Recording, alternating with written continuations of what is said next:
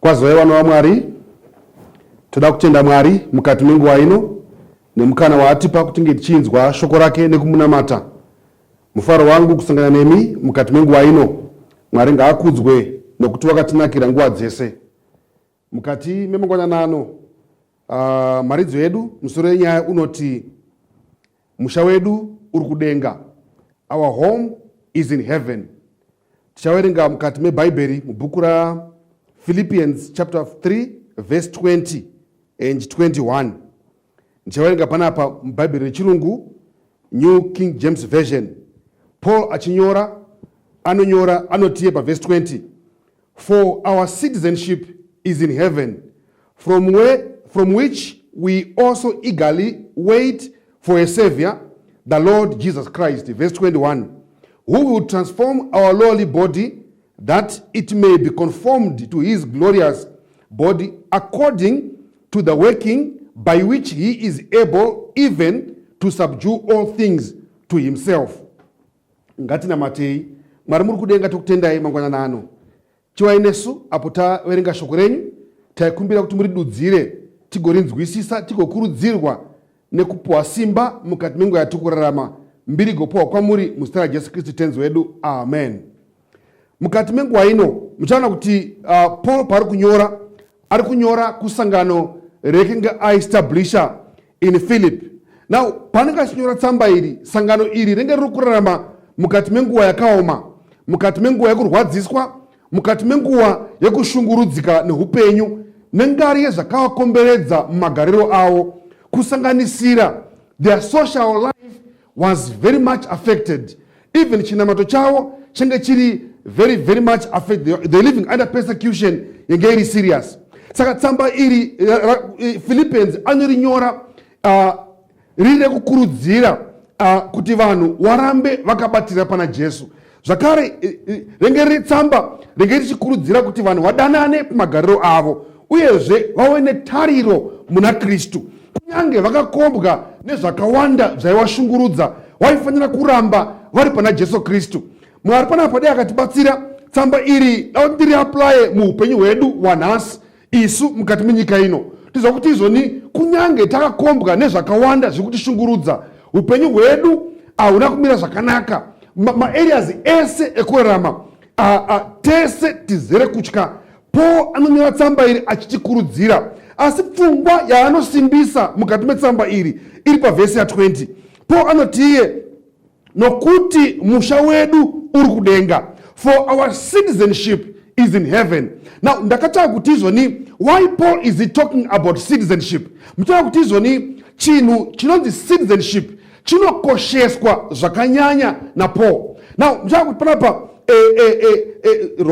Rome panguva iyi ndo yenge iri a dominating empire. In other words, ndo yenge in charge of the whole territory. Philip was a colony of Rome. Saka mitemo yaishanda in Philip yenge iri established in the Roman Empire. Saka wengu wari nhapwa the Roman Empire. Saka pamaramiro avo chaiva gavhena mitemo yekurome. Saka panapa zvaitokosha kuti munhu anzi is a Roman citizen panguva yaPaul. And Paul aitoganza nemwe nguva mukana pana Acts chapter 29 Acts 21 from 20 uchidzika, Paul anosungwa orohwa nemasoja eRome. Arohwa Paul anozokumbira the following morning kuti can I address the people? Can I address the people? No, Paul panotaura mashoko aya aitonzwisisa simba nemaprivileges enga inawo as a Roman citizen. Ndofara mashoko ake panotaura panapa pavhesi 20 pavhesi 39 pana Acts 21 anokubudza pfungwa yekukosha kwecitizenship. Paul anoti panapa, but Paul said, verse 39, Acts 21 verse 39, but Paul said, I am a Jew from Tarsus in Cilicia, a citizen of no mean city. But I'm a citizen of no mean city, and I implore you, permit me to speak to the people. Zvikanzi inini handisweri munhu nje, ndiri muzvarwa kana kuti ndiri chizvarwa cheroma, uyezve from the city of Tarsus. Saka Paul aiziva rights ake as a Roman citizen. Kuti hamungoni treat anyhow. Inini, I'm a Roman citizen. I have the privilege to address the people. But verse 40, verse 40. So when he had given him permission, Paul stood up on the stairs and motioned with his hand to the people. Paul anopamkana kuti ataro kuchinai kuvanhu. Now, it was because Paul aiziva right yake as a Roman citizen. And aitotizoni andisiri chizvarwa che any other city or any other nation, but ndiri chizvarwa cheRoma. I am a Roman citizen, not a mean nation. Saka panguva iyi Paul anonyasamba kuFilipi anotizoni our citizenship is in heaven. Aine understanding yehukoshi hwekuva a Roman citizen. Now, kuva a citizen of Zimbabwe zvine ma-privileges azo kandi zvine ma-advantages azo azviinazo over a foreigner. Zvakawanda, talk of health system, health care, talk of mabasa and stuff like that. Zvine ma-advantages azo kuva a citizen where a particular nation compared to be a foreigner. Sapanapa Paul akutizoni with this understanding, one when Philip, they knew Kutizon to be a Roman citizen, Zinokosha. So they said Kutizon, why to tenga citizenship? Why to our citizenship? Yero Zaibon name advice Zakawanda. Sapanapa, Paul Kutizoni, with that understanding, Yekuwa a Roman citizen. Imimi Makristu, Makatenda Mla Kristu. Your citizenship is not in this world. Ugarowenye mimi urukudenga.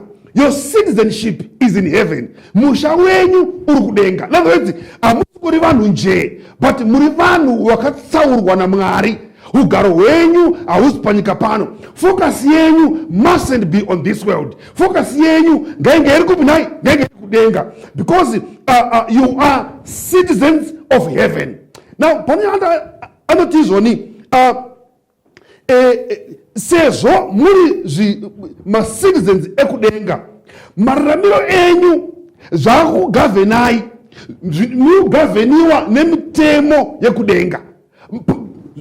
Mafambiro enyu, mapfekero enyu, madyiro enyu, matauriro enyu zvese zvakugavheniwa nemitemo yekudenga. Hamuchangorarami nje, hamuchangodyi anyhow, hamuchangopfeki anyhow, hamuchangoiti chero zvimaita. Zvimakuita zvose is governed by the principles of heaven.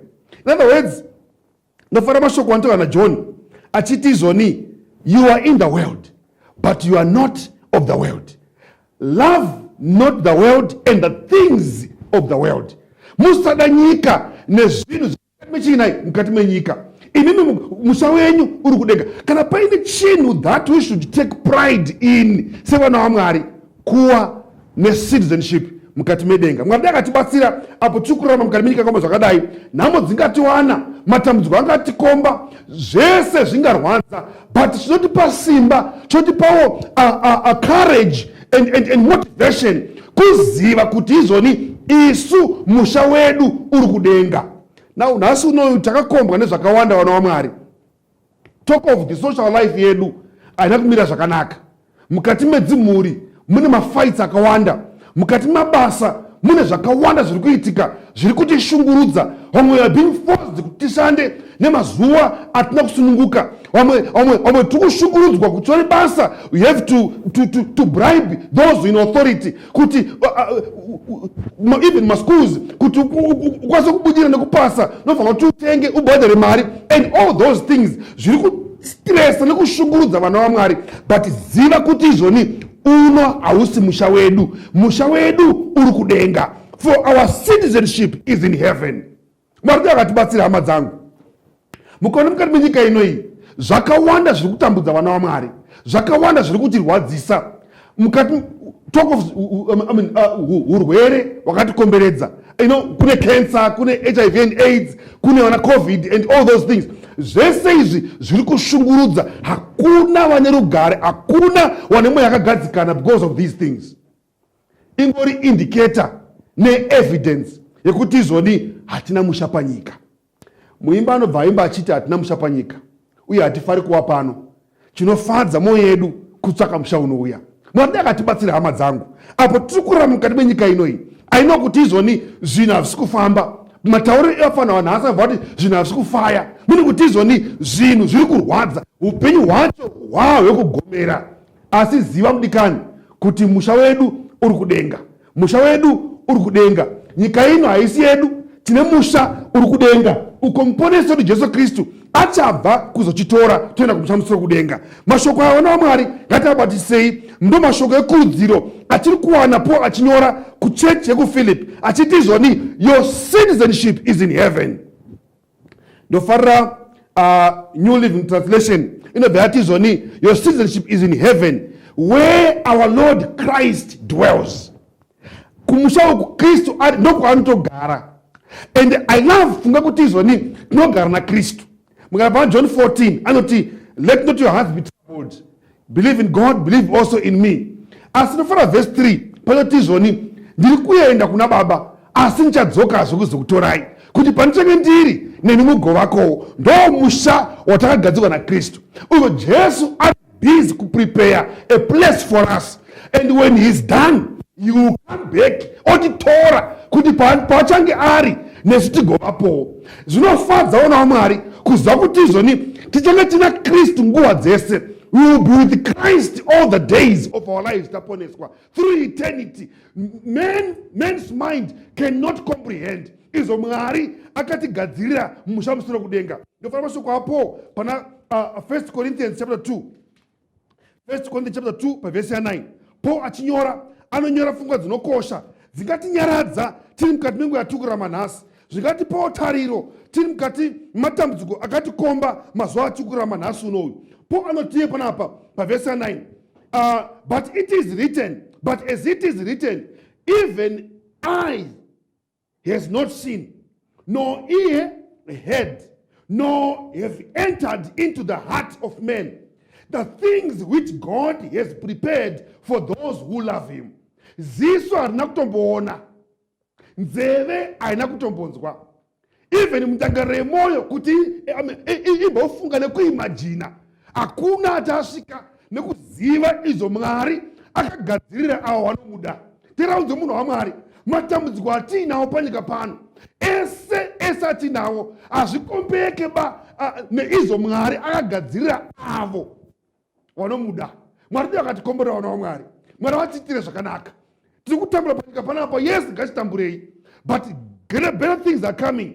Better things are coming. Upenyu hutsva hunouya.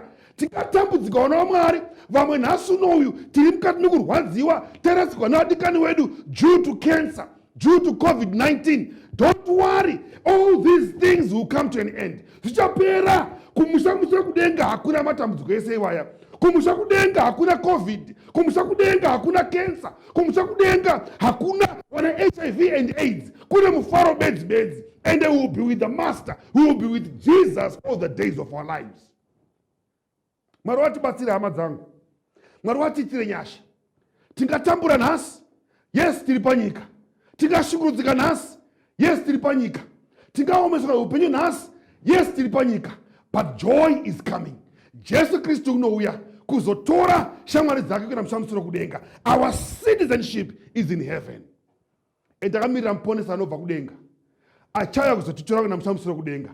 Kwatichagara namuponesi nekusingaperi.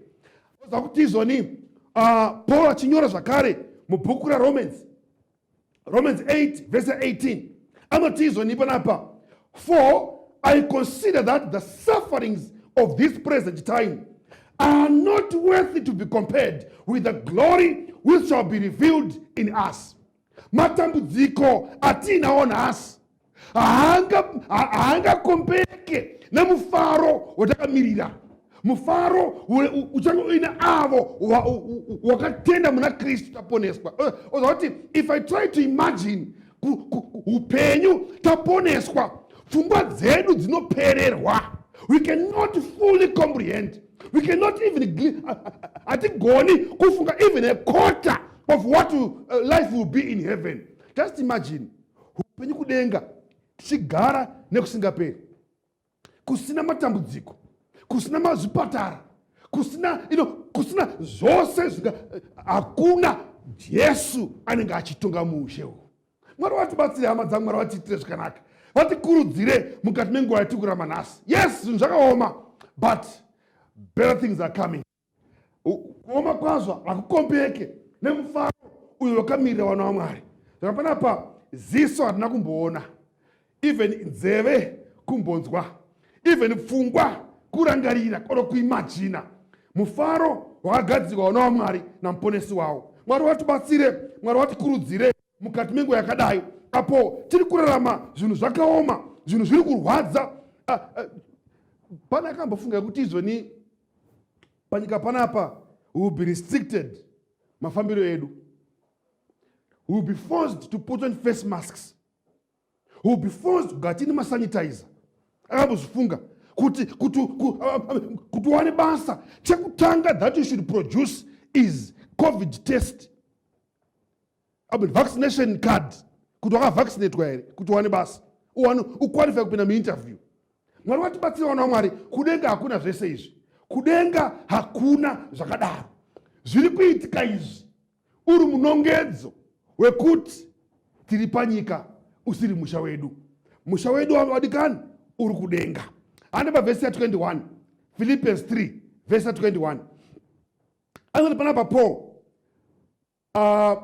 who will transform our lowly bodies that it may be conformed to his glorious body. Ndofara fungwa hivi. Paul ari kuti panapa Jesu watakamirira kubva kudenga, who is our savior, paari kuuya haasi kungouya kuzokuchitora bedzi, nokuti kudenga hatiendi zvatiri izvi. We should be transformed, because nyama yatinayo nhasi yakaodzwa nechitema. Nyama yatinayo nhasi is corrupt and mortal. Tinofanira kuti tipfeke mwiri mutsva. Saka panapa Paul ari kuti panapa Jesu manje, he is the one who will transform our lowly bodies. Miri yedu isusu yakaninipiswa, yakazvidzwa, yakatukwa. No wonder why tiri kurwara necancer, no wonder why tiri kubatwa neCovid. It's because miri yedu yakatukwa, miri yedu is corrupt, miri yedu is mortal. No wonder why tiri kurwara, no wonder why tichidonha nekutadza. It's because miri yedu yakanyinipiswa. But Jesu paachauya wadikani, he will transform our lowly bodies kuti ifanane newake glorious body, uwe like his glorious bodies, according to the power rahainaro. When talk about power of Christ, vana vaMwari, simba raKristu harimezheke, it's immeasurable. Nokuti pakasika nyika inoi, he simply commanded things into existence. Chaita akataura, ngapone chakati chaibva chatovapo, ngapone chakati chaibva chatovapo. Simba rake hakuna chimwe or any other ane simba riri worthy comparing to his. Masimba ese ndaake, ndosaka achinzi Ishe masimba ose. Masimba ese ndaake, hakuna rimwe simba rinogona kumidzana naKristu. Meaning kuti he is the omnipowerful God. Saka ane simba ne authority ainayo Jesu. Itaita kuti zvose zvepasi pake oshandura miviri yedu to his glorious body. Mwari akatibatsira. Paul anobva aita confirm zvakare pfungwa kuna vaKorinde, achinyorera tsamba kuvaKorinde chapter 15, 1 Corinthians 15 pavhesi ya 50 1 zvichidzika. Anotaura pamusoro pe the final victory yevana vaMwari, the final victory yevana vaMwari. Paul anoti pavhesi ya 51, behold, I tell you a mystery, we shall not all sleep, but we shall all be changed. Verse 22, 52 manje anobva ati izvoni, in a moment, in the twinkling of an eye, at the last trumpet, for the trumpet will sound, and the dead will be raised incorruptible and will be changed. Pakushandurwa apa, ane simba rekutishandura ndiye Kristu wacho. Hallelujah. Ndiye Kristu wacho ane simba rekutishandura, because he has the creative power in him. Saka panapa vatsvene vose pavachamutswa, Jesu akutimapa achawashandura vose. Verse 53, for this corruptible must put on incorruption. Miviri inorai inofanira kufuka kusaora. And this mortal body must put on immortality. Imiri inofai inofanira kufuka kusafa. The transformation ichaitika in a moment of a twinkling of an eye. Pakubanguwa yakubwaira kweziso. It's automatic. Mwarwati basire, I long for this experience. Adishanjura Jesu toenda kumusha. I just imagine tiri kuenda kumusha. Kune musha wedu watagadzirirwa. Wanzinapo ziso harina kumboona. Uye nzeve hadzina kumbonzwa. Uye pfungwa dzemunhu kuti dziimagine zvakanaka izvo Mwari akatigadzirira. Mumusha wake takudenga. I just imagine myself ndiri kupinda mukati medenga musina matambudziko. John paanonyora pana zvakazarwa 21 kumapeto eBhaibheri achinyora about the new heaven and the new earth, anonyora pavhesi ya1 vichidzika, now I saw a new heaven and a new earth, for the first heaven and the first earth had passed away, and also there was no more sea. Then I, John, achinyora John, then I, John, saw the holy city, New Jerusalem, coming down out of heaven from God, prepared as a bride adorned for a husband. And I heard a loud voice from heaven saying, behold, the tabernacle of God is with men, and he will dwell with them. The tabernacle of God is with men, and he will dwell with them. Inozakuti izoni ukafunga kuti Jesu Mwari anenge ainesu, achagara nesu, zvine comfort inonyaradza mumwoyo medu. Ndananga vadzidzi vari mukati meigwa naJesu, even though kakavata muigwa, mafungo asumuka. Jesu paakamutswa akakomanda peace be still, mafungo akanyarara. Jesu aiti ane vadzidzi vake pakaita crisis, Jesu aisolve a problem. Jesu could calm things down. His presence vanhu vaMwari inoita zvinhu zvinake, zvinhu zviendeke. So kudenga Jesu anenge ainesu nguva dzese nekusingaperi. Anopfuura mberi Jehovha ati izvoni, and they shall be his people, and God himself will be with them and be their God. I like verse number 4. And God will wipe away every tear from their eyes. Masoda afura takaviga vanhu vakawanda, ndaingoona kachemero kaita vanhu. Now kana paine chinhu chiri kutirwadza panyika pano, rufu, and rufu ruri kutirobha in a very painful way. Parunosvika runosiya paine mavanga ende haruna tsitsi zvachose, but he will wipe away all the tears from their eyes. Mwari mbune achapukuta misodzi yose pameso avo. Tingachema nhasi vanhu vaMwari nonga rekufirwa. Tingachema nhasi vanhu vaMwari nenyaya yekupererwa neupenyu. Tingachema nhasi vanhu vaMwari nonga rekurwadziwa. But be assured, taponeswa, Mwari mbune achapukuta misodzi yose pameso avo, pameso edu. Amarapa, there shall be no more death, hakuna rufu, no sorrow, no crying. There shall be no more pain, for the former things have passed away. Mwari watibatsira wadikani. Kudenga kune musha wedu, nhamo dzese dzatinadzo kune kusina. Kune mufaro bedzi. Nokuti Mwari anenge ainesu nguva dzese. Anenge akagara nesu achitifudza mazuva ese kurarama kwedu. Tigara naye achitifadza. His presence makes things right. His presence brings joy.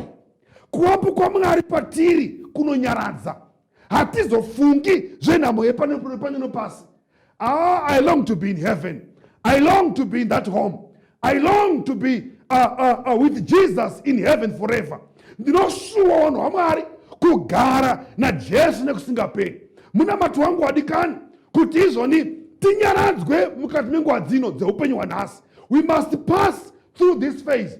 Pandofara mashoko amapisarema anoti izvoni, weeping may endure for a night, but joy comes in the morning. We are in the dark hours of the night, but joy is coming in the morning, and the morning is about to come.